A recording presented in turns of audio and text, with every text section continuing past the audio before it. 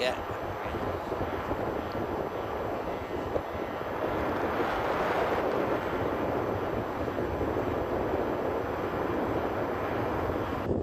Yeah, that's the thing with this racing wheel, is that we lose Yeah. orientation.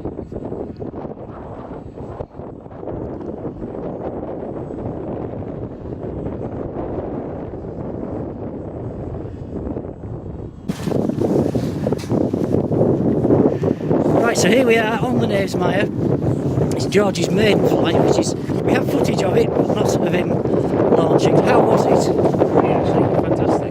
Nerve-wracking? So, yeah, I thought I was going to lose it a couple of times, but yeah, it wasn't too bad. Oh, you've never flown fixed wing before at all, have you? Never. No. Only multi-roted. Just your little Phantom. Phantom. Well, he did better than me, so after 2 years of flying a Bixler, here, look at this. What's that?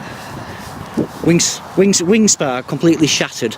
So, and that was on my second unsuccessful flight of the day. So, hurrah for Hobby King is all I can say. Are you launching it yourself this time? I'll give it a shot, yeah. A little bit wobbly. In what respect?